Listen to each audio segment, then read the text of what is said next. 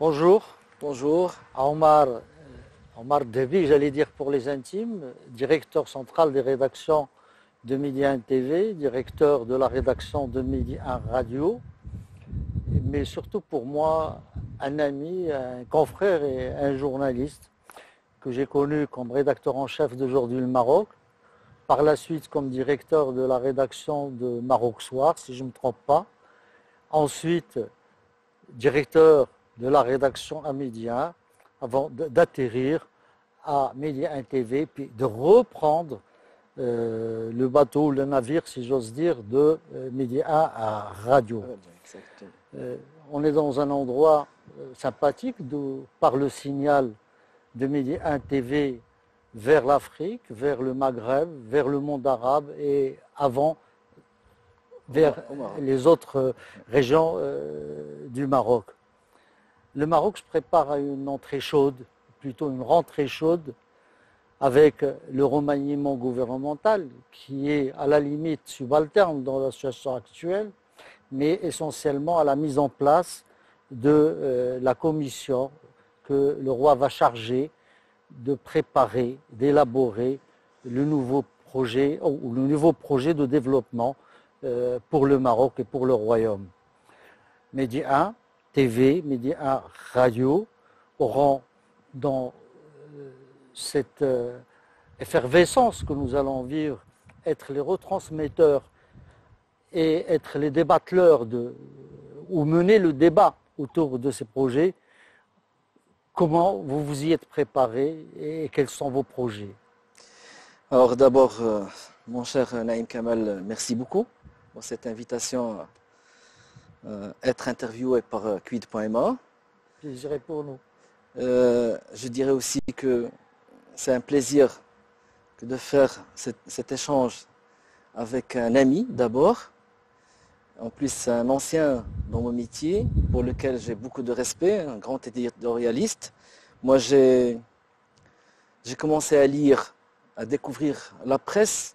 Il y avait déjà les éditos et les chroniques de Naïm Kamal que j'appréciais beaucoup. J'ai bien reçu le message. Je n'aurais jamais imaginé, je tiens à le dire, je n'aurais jamais imaginé pouvoir un jour rencontrer celui que je lisais il y a de cela plusieurs décennies. Pour revenir à la question, comment Midi 1 TV, Midi 1 Radio se prépare à cette rentrée que vous avez qualifiée de chaude. Nous, les médias, nous avons toujours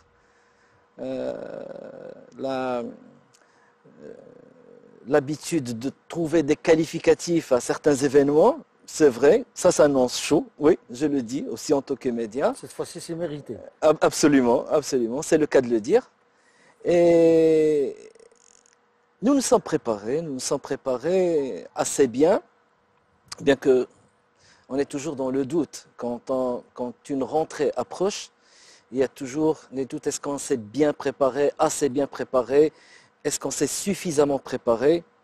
Ça dépendra du résultat. C'est le téléspectateur et l'auditeur, quand on parle de la radio, qui jugera. Pour ce qui concerne le débat suscité par les initiatives de Sa Majesté, je dirais aussi que chaque rentrée, depuis 20 ans, le souverain nous a habitués à ce qu'il y ait toujours de la chaleur dans la dynamique de l'action. Sa Majesté le Roi, moi je l'ai déjà écrit, sa philosophie de règne, c'est la révolution permanente. On est toujours dans le changement, dans l'esprit d'avancer, de faire bouger les choses, de faire bouger les lignes, etc. Donc, on est dans une dynamique qui est normale, sauf que cette année, c'est un peu plus chaud que avant. Exactement, on est dans un bilan d'étape avec un diagnostic qui a été fait et des décisions qui s'inscrivent dans plutôt la correction d'une trajectoire. Et ça, c'est extraordinaire ce que nous sommes en train de vivre. Nous, notre génération, avant le règne de Sa Majesté Mohamed VI, nous étions habitués à ce qu'il y ait toujours un jugement, un bilan d'étape qui est toujours positif et qu'on est toujours dans la bonne trajectoire. On va appeler ça la Hamzine. Exactement. Avec Sa Majesté Mohamed VI, l'objectif c'est d'avancer, de réussir des choses et non pas de s'autocongratuler, comme le souverain l'a dit dans son discours. Surtout que le roi a invité, lorsque lui disent la vérité, toute la vérité, rien que la vérité. Et vous, comme chaîne d'analyse, de débat et d'information, j'espère que vous allez vous faire plaisir. Alors justement, on s'inscrit, il faut le dire. Et vous aussi, je vous invite à le faire parce que nous sommes des médias, c'est notre rôle. Notre rôle, c'est d'abord d'entretenir un débat, de provoquer un débat quand il le faut, et parfois de clarifier les choses quand il le faut. C'est peut-être le rôle aussi des politiciens, des décideurs, que d'animer ce débat, mais nous, on le relaie. Et il faut bien le relayer. Et parfois, on se sent dans l'obligation un peu de provoquer les politiciens. Vous le savez autant que moi, nous sommes dans un pays où le débat politique n'est pas vraiment très dans les habitudes et les mœurs politiques. Et ceux qui sont dans la volonté d'agir, ils agissent. Ceux qui sont dans la volonté de ne pas faire bouger les choses, ils sont dans leur attitude passive, etc. Mais seuls les médias ont cette capacité au Maroc à provoquer le débat. Et nous nous efforçons de le faire. À l'animer. Exactement. Alors, la rentrée. Est-ce que tu me permettrais, Naïm, de faire une petite récap un peu sur ce que nous étions il y a quelque peu avant d'aller vers ce que nous préparons pour l'avenir. La tribune aujourd'hui. Merci beaucoup. Vous savez, il y a 3 ans que la chaîne a renoué avec son statut de chaîne d'information. Elle avait perdu ce statut de 2006, plus ou moins de 2008, si je ne me trompe pas, jusqu'à 2016, à la mi-juin 2016. Donc il a été décidé... Vous ne savez plus si elle était pigeon ou corbeau. Oui, elle cherchait son modèle économique. À l'époque, on s'interrogeait sur quelle chaîne on voulait. De toute façon, la décision avait été prise il y a 3 ans maintenant de finalement opter pour une chaîne d'information. Alors, quelle est la situation de la chaîne entre le moment où ce changement avait été décidé et aujourd'hui? La différence est immense. D'abord, il fallait monter, renforcer un desk d'information plus capable de mener le défi de tenir informés les téléspectateurs du matin jusqu'à minuit, c'est-à-dire de 7 heures du matin jusqu'à minuit. Mais informer ne veut pas dire uniquement des journaux télévisés. C'est aussi le débat, le décryptage, l'analyse, les correspondances, les points de vue différents des uns et des autres. Mais globalement, tout revient à informer. Qu'on informe des points de vue différents ou divergents, qu'on anime des face-à-face entre les points de vue divergents, les porteurs de points de vue divergents, et qu'on donne de l'information, c'est la même chose. On donne au public marocain, surtout, et j'arriverai à nos autres téléspectateurs à travers le monde, d'abord le téléspectateur marocain, notre devoir est de lui présenter tous les points de vue, toute l'information qu'il y a sur le marché, si on parle de marché de l'information, pour qu'il puisse juger, prendre ses positions avec le plus de neutralité possible. C'est-à-dire qu'on va avoir une grille dans la continuité de ces 3 dernières années, mais qui va s'adapter.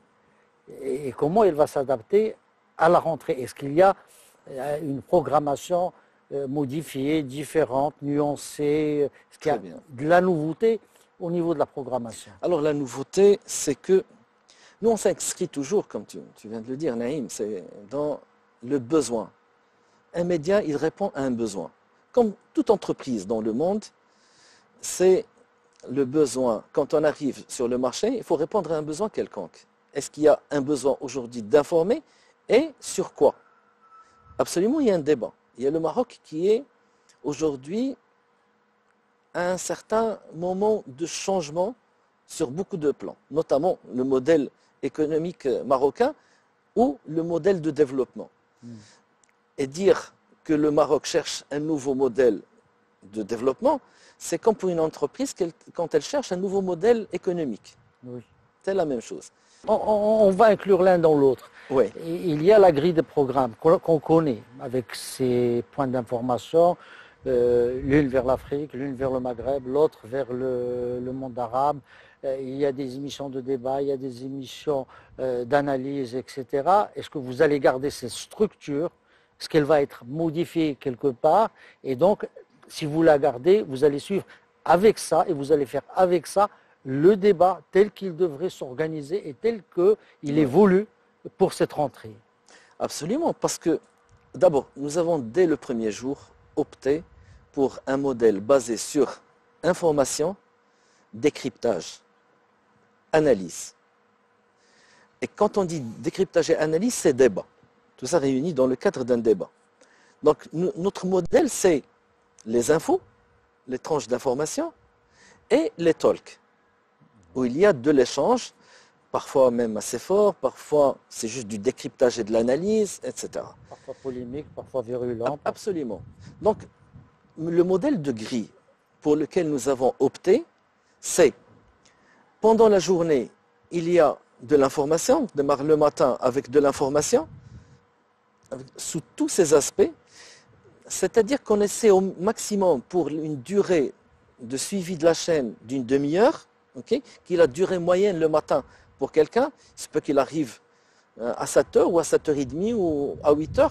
Dans la demi-heure, on essaie de lui donner le maximum d'informations sous plusieurs aspects de l'information, de la revue de presse à l'information économique, à l'information en général, internationale, nationale, etc. Puis durant toute la journée, on entretient cette information, on suit, on fait de la mise à jour, etc., tout en marquant des pauses de rediffusion de nos émissions, de nos talks, etc., adaptés selon les divers moments où le téléspectateur marocain, selon les catégories assez différentes, où il est devant son écran télévision. Parfois, c'est l'après-midi. Pour le fonctionnaire qui termine vers 16h, qui rentre chez lui à 17h, il commence à regarder la télé. Ça va vers celui qui travaille dans le privé, qui a des pauses déjeuner, qui rentre à la mi-journée, etc. Et puis, à la fin de la journée, nous avons le rendez-vous d'information qui se situe de 20h à 22h. Et à 22h, Centre Prime, c'est le débat. C'est le moment de dire aux gens, après cette journée, vous avez entendu parler de plusieurs polémiques, de plusieurs sujets qui constituent les sujets d'importance dans votre pays. Maintenant, on va essayer de les comprendre ensemble, grâce à des intervenants, des décideurs, des années. Exactement. Et on va débattre. Alors, et c'est ce qui arrive normalement chaque jour vers 22h du soir. Maintenant, dans le cadre de cette grille, le débat qui va s'engager, qui devrait s'engager en principe, qui est programmé pour s'engager à la rentrée, avec la mise en place de la commission, est un débat de société. C'est-à-dire, c'est quelle société pour les 20 ans à venir nous voulons. Et donc, c'est un débat qui va opposer toutes les composantes de cette société. Et forcément, on va voir des polémiques, on va voir de la divergence, on va voir des antagonismes. Comment comptez-vous gérer toutes ces divergences et tous ces antagonismes? De manière à ce qu'aucune des composantes ne se sente lésée. Écoutez, je vais vous dire une chose. Je vois où vous voulez en venir, Naïm, avec toujours votre style très, très raffiné. Est-ce qu'on est ouvert à un débat, tout intervenant et toute tendance confondue? Est-ce qu'on va accompagner ce débat de manière très ouverte sur toutes les tendances? Je dirais absolument oui. Et nous l'avons toujours fait. Sauf que l'année, par exemple, qui vient de s'écouler, la saison, si on peut parler de la saison politique, il n'y avait pas un sujet aussi chaud sur la place publique. Nous avons traité de plusieurs polémiques. Polémique de l'enseignement, quelle langue pour notre enseignement, des matières scientifiques, je ne sais pas quoi, quelle place à la langue arabe, française, etc. Nous avons connu plusieurs débats sur l'héritage à un certain moment, l'équité dans l'héritage entre hommes et femmes, plusieurs polémiques qu'on a vécues. On a vécu aussi des situations où il y avait des tensions dans quelques régions du Maroc, que nous avons toujours couvert avec la neutralité qu'il faut et une neutralité citoyenne.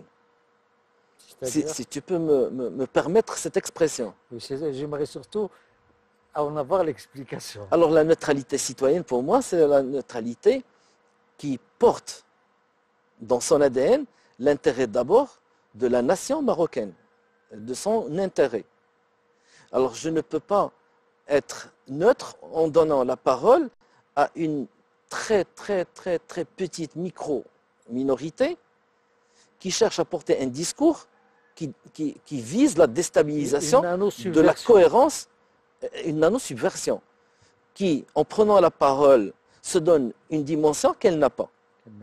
Alors je suis désolé, là je dis, moi je suis un média qui adopte une attitude de neutralité citoyenne. J'aimerais, avant de passer à autre chose, le même schéma s'appliquera à la radio?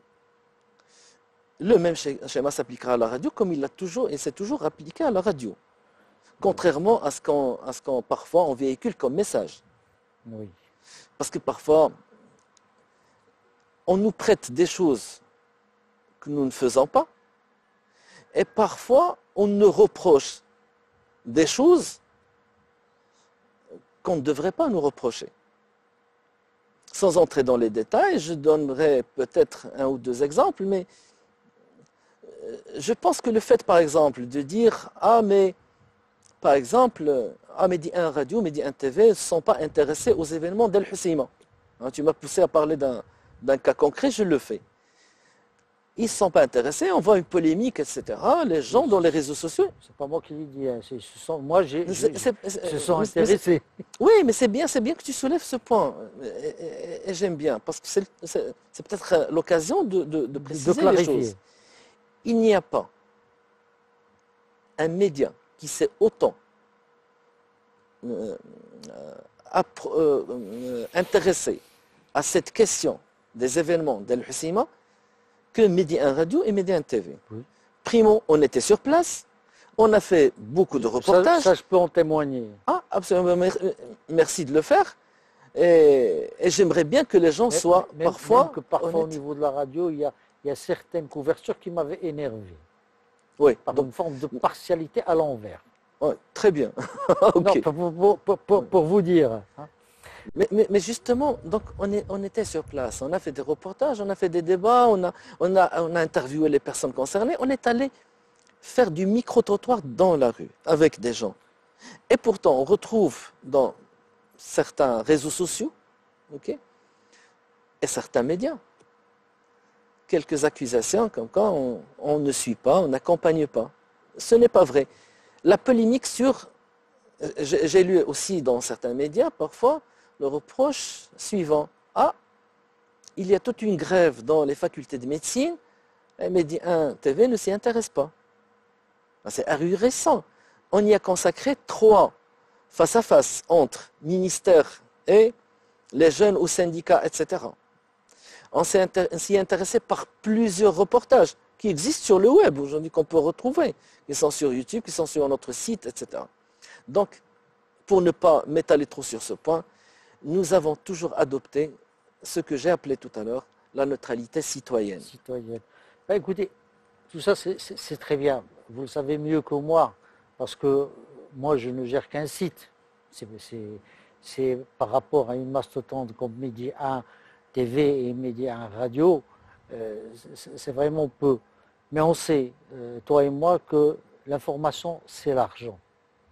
Est-ce qu'aujourd'hui, on peut dire que Medi 1 TV, alors qu'on sait qu'il est passé par plusieurs phases et qu'il avait eu beaucoup de difficultés à travers son histoire à trouver ses équilibres et sa stabilité, est-ce qu'aujourd'hui, on peut dire que Medi 1 TV, accessoirement, et pourquoi pas Medi 1 Radio, qui elle est beaucoup plus ancienne, donc beaucoup plus ancrée, ont les moyens de leurs ambitions?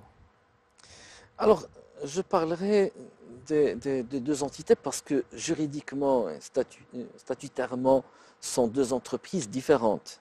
Il y a de l'affinité entre les deux, d'où ce rapprochement, cette création d'une sorte de synergie entre deux entreprises pour que les deux profitent et puissent rationaliser leurs moyens l'utilisation de leurs moyens au profit de téléspectateurs et de l'auditeur de part et d'autre. Une synergie possible. Donc c'est une synergie. C'est une synergie entre deux entreprises différentes. Maintenant, situation financière et moyens financiers de Média 1 TV. La vérité est que l'information coûte cher. Produire de l'information coûte cher. Très cher. Nous avons des moyens très, très limités, bien évidemment. Nous ne sommes pas un média très riche. Il n'existe pas d'ailleurs de médias très riches dans le monde. Un média qui gagne beaucoup d'argent. Et l'information ne rapporte pas aussi, ne draine pas beaucoup de téléspectateurs comme les télévisions généralistes, ce qui leur permet d'attirer le marché de la publicité. Donc vous imaginez un peu que face à une concurrence, il y a une chaîne généraliste sur le marché de la publicité, une chaîne d'information, elle ne peut pas, c'est un peu David contre Goliath. Et handicapé. L'exemple ne marche pas. David avait gagné contre Goliath. Non, bon. C'est pour ça que j'ai dit il part handicapé. Exactement, il est déjà handicapé dans cette... C'est sûr.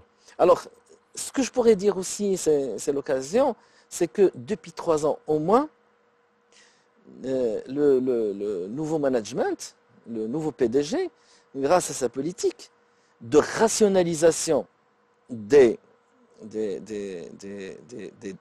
dépenses et des moyens utilisés, il a quand même pu absorber et améliorer, marquer une amélioration des résultats financiers chaque année. Donc chaque année, on connaît une amélioration des résultats financiers. Ça ne veut pas dire qu'on est sorti de la situation. Mais il faut reconnaître, sa politique a permis quand même à la fois de rationaliser. Vous parlez du PDG. Je parle du PDG, absolument. Sa politique a permis de rationaliser les moyens et en même temps d'avancer sur la qualité. Je vais vous donner un exemple assez significatif. Est-ce que vous savez que en 3 ans, Média 1 TV a créé 90 nouveaux emplois. En voyant ce chiffre, on se rend compte qu'on participe à la création de richesses quand même, à notre petit niveau, avec nos peu de moyens. Alors, moyens très réduits. Et aujourd'hui, on essaie un peu d'avancer. Je vous le dis, sa politique a permis cela. Très bien. Maintenant, est-ce que, parce qu'on en entend souvent parler, on le lit également dans la presse, la situation sociale du corps salarial de Média 1 TV, où en est-il? Est-ce que de telles politiques de rationnement, si j'ose dire, de rationalisation, n'a pas un impact sur la situation sociale des salariés de Média 1 TV? Écoutez, comme dans toute entreprise qui se respecte, il y a toujours une dynamique engendrée par la confrontation d'énergie et de volonté d'améliorer la situation entre la direction, qu'on généralement appelle la direction chez les syndicats, et le corps syndical. Et ça, c'est une situation qui est très saine, qui est très bien pour l'intérêt de l'entreprise. Cette confrontation, cette volonté d'aller de l'avant, quand tu as un salarié qui cherche à améliorer sa situation au sein de son entreprise, c'est qu'il s'accroche à son entreprise et qu'il veut que son entreprise avance. Donc il s'inscrit dans la continuité au sein de son entreprise, ce qui est très bien. Maintenant, la situation actuelle, c'est quoi? À l'arrivée du nouveau management, et je parle du PDG, parce que là je parle hors périmètre, puisque je suis directeur central des rédactions de contenu, mais je fais partie du comité de direction. Le nouveau PDG avait d'abord comme priorité, à son arrivée, la pérennisation des postes d'emploi. La chaîne, oui, mais en préservant les salaires. Dans une situation pareille, quand on arrive dans une entreprise dont le modèle économique n'avait pas marché, où il y avait une situation un peu difficile, peut-être trop difficile, économiquement et tout ça, normalement, on cherche, la première chose qu'on sort du tiroir, c'est un plan social. Ça n'a pas été le cas. L'intérêt a été porté prioritairement à la préservation des postes d'emploi. Deuxième chose, pour aller un peu plus vite, on a opéré des actions ponctuelles. Première vague qui avait été faite de amélioration de ce qu'on appelait les salaires gelés. Donc il y a eu une première action dans la hâte au début pour quand même débloquer des situations de gens qui vivaient avec des salaires depuis des années sans que cela bouge. Et puis avec le temps, il y a eu quelques améliorations. Est-ce qu'on en a fait suffisamment?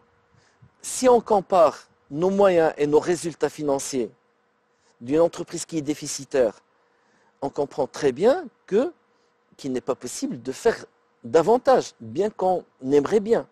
Alors, quelle est la première préoccupation d'abord? C'est de faire développer l'entreprise assez rapidement, avec un rythme assez accéléré, et en même temps, petit à petit, améliorer la situation, etc., qui reste quand même assez correcte.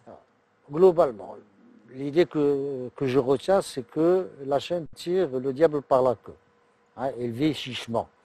Ouais. En même temps, je constate qu'elle s'est développée sur l'Afrique, ce qui nécessite des moyens humains, et techniques et financiers. Donc, il s'est déployé sur le Maghreb et sur le monde arabe. Oui. Et peut-être, si j'ai bien compris, si j'ai bien tout entendu de ce qui se dit autour de moi, il y a d'autres projets dans les tiroirs qui vont sortir. Alors, d'abord, c'est quoi ces projets? C'est quoi ce développement? Et est-ce que vous n'êtes pas en train vraiment de parier sur l'inconnu? Absolument pas.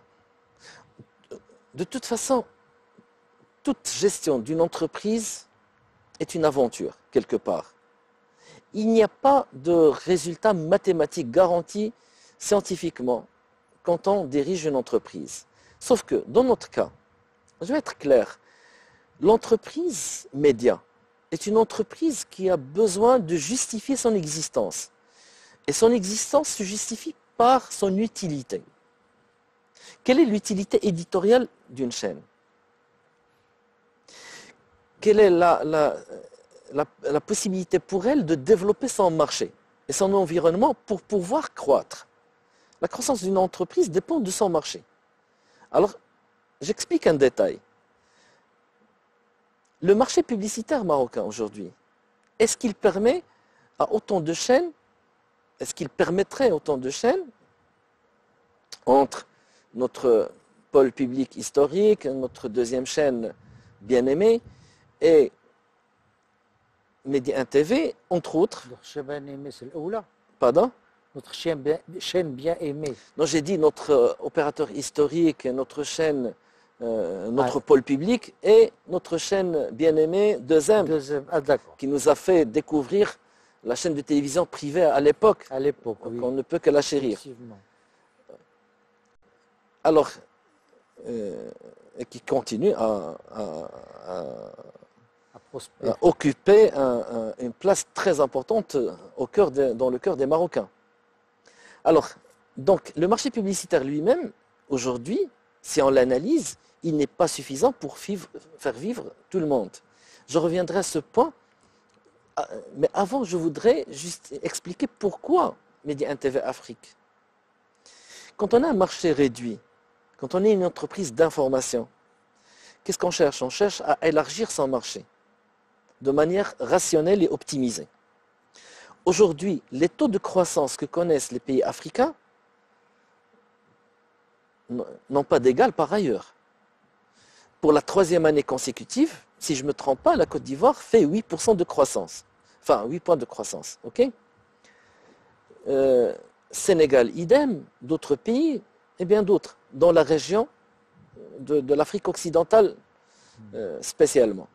Alors, nous, on s'inscrit dans la dynamique globale que connaît le Maroc sous l'impuissance de Sa Majesté. C'est que les entreprises marocaines Elles ont apporté, c'est vrai, du savoir-faire, de l'expérience et beaucoup de valeur ajoutée aux pays dans lesquels elles se sont installées, mais en même temps, et c'est la réalité de l'économie, il ne faut pas avoir un complexe à le dire, elles se sont aussi développées dans de nouveaux marchés, ce qui est envié par plusieurs entités internationales. Vous êtes en train de renouer avec l'idée originelle de la création de Média TV, Absolument, qui devait on être s'inscrit dans une la même chaîne de perspective rayonnement du Maroc. du Maroc vers Absolument. d'autres régions, vers le Maghreb, vers la population marocaine en Europe Oui, et vers l'Afrique.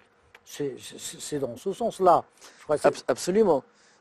J'étais dans l'explication entrepreneuriale, parce que vous m'aviez conscientisé sur les l'explication moyens à politique. mettre. Alors, la question, l'explication politique est celle que vous avez développée. Mais si vous me questionnez Parce sur qu'à un moment le donné, besoin d'aller on sur le avait marché, beaucoup douté de la finalité ou que cette tâche n'a-t-elle pas été abandonnée. Maintenant, vous êtes en train de renouer. on renoue et on le fait assez bien pour le moment. Et on est en train de développer. J'explique un peu l'Afrique. Est-ce que vous savez qu'aujourd'hui, nous avons le Maroc, même si il s'agit d'une entreprise privée, d'un média privé, Média TV, mais c'est un média marocain. Aujourd'hui, nous avons un média d'information, une télévision d'information générale, du tout info, qui est présente en Afrique, dont officiellement 2,7 millions de foyers en Afrique occidentale. Parce qu'on est dans le bouquet Canal plus SAT Afrique. Et plusieurs décideurs aujourd'hui en Afrique commencent à regarder cette chaîne au lieu d'aller regarder d'autres chaînes que je ne vais pas nommer. Parce qu'ils sentent que ce que nous sommes en train de faire, c'est une chaîne de télévision faite par les Africains, pour les Africains, sous des perspectives africaines. Pour information, nous avons 2 rédactions qui se trouvent à Abidjan et Dakar.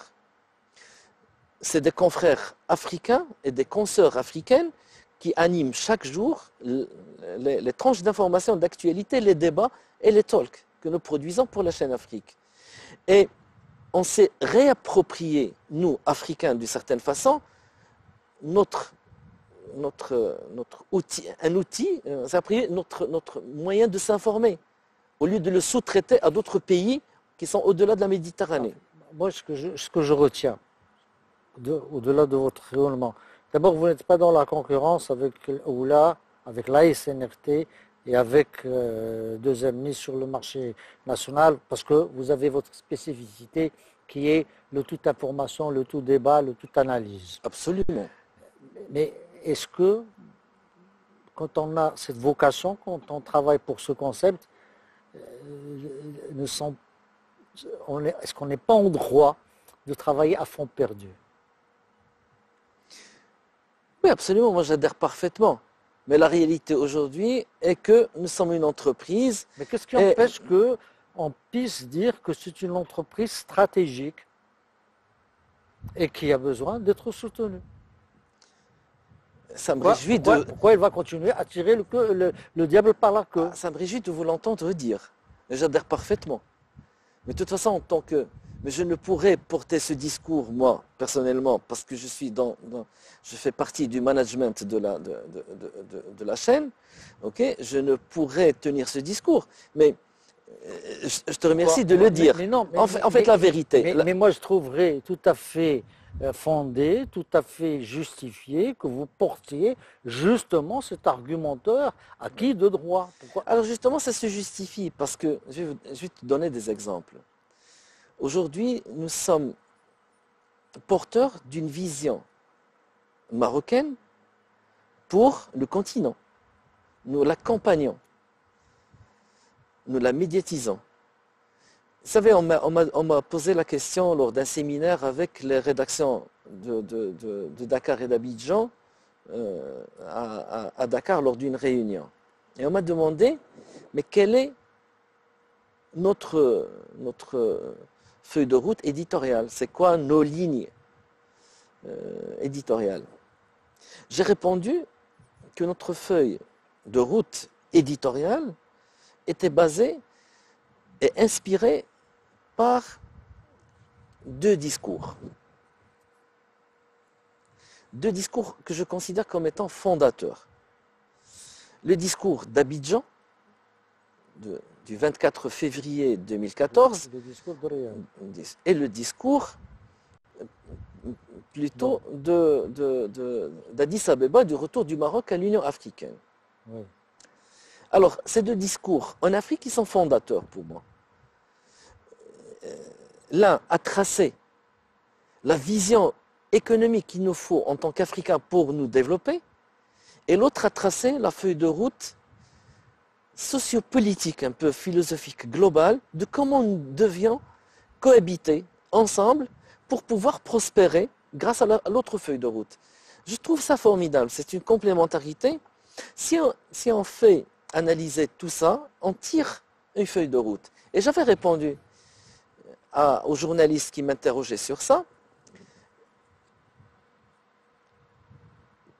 Considérez que votre priorité, c'est d'aller rencontrer les jeunes, les porteurs d'initiatives, ceux qui agissent pour faire bouger les choses, pour changer leur environnement, pour changer leur situation, pour changer pour lutter contre les attitudes passives, tout ce qui, les faiblesses, le manque de confiance en soi, le manque de confiance dans le continent, ceux qui cherchent à quitter. À l'époque, tout le monde parlait de l'affaire de Mamadou. Je leur ai dit, mais Mamadou, en France, qui a escaladé un mur, peut-être que c'est un héros là-bas, mais ce n'est pas un héros en Afrique. Le vrai héros en Afrique, c'est ce jeune qui reste chez lui, qui essaie de monter un micro-projet, qui essaie de prendre de l'initiative, qui essaie d'apprendre des choses nouvelles, d'améliorer sa situation tout en restant chez lui. Et la feuille de route éditoriale de Média TV Afrique, c'est ça. On essaie de montrer cette facette, tout en attirant l'attention, bien évidemment, au rôle historique de tout média sur ce qui ne va pas. Quand tu parles des Africains, tu parles des Marocains. Bien évidemment. Rester chez eux. Donc moi j'aimerais, s'il n'y a plus rien à dire, parce que moi je crois qu'on a tout dit, sauf que si je me trompe, rester sur cette note, parce que j'aime bien cette idée que la ligne éditoriale, c'est justement que le héros africain C'est celui qui est celui qui s'investit, qui reste chez lui, qui se bagarre, comme on dit chez nous, avec la vie. Exactement. Hein, pour vivre et pour continuer à vivre et faire développer son pays. Comme les militants de Média TV le font tous les jours et j'espère qu'ils vont continuer à le faire. Je ne le dis pas pour vous faire plaisir. Qui résistent pour faire survivre leur entreprise, pour aller de l'avant. J'en profite, si tu me le permets, Naïm, pour leur rendre hommage. Vous savez, quand je suis arrivé ici, j'ai découvert que c'est une entreprise qui regorge de potentiel. Il y a une capacité énorme à réagir quand il le faut. Parfois, il y a des gens qui ont fait des nuits blanches pour permettre le lendemain qu'on ait une journée spéciale. Il y a des gens qui ont du potentiel technique, du potentiel humain. Il y a beaucoup d'esprit de solidarité entre les gens et une capacité de mobilisation incroyable et surtout du patriotisme. C'est incroyable comment les gens peuvent bouger dans des événements spéciaux. Récemment, nous avons fait une couverture excellente des 20 ans de règne de Sa Majesté le Roi. Vous ne pouvez imaginer l'effort qui a été fait dans la joie, dans la gaieté, dans l'enthousiasme, dans le back-office. Les gens qu'on ne connaît pas, qu'on ne voit pas. Je leur rends vraiment hommage. Merci Omar de nous avoir reçus chez toi ici. Et enfin, quand je dis chez toi, chez également tout le personnel de Média TV, dans ce cadre qui est agréable avec une belle brise de fin d'après-midi. C'est à moi de te remercier, merci beaucoup. C'est une première. Merci beaucoup. Ça ne sera pas une dernière. Inch'Allah, merci beaucoup Naïm. Merci mon ami.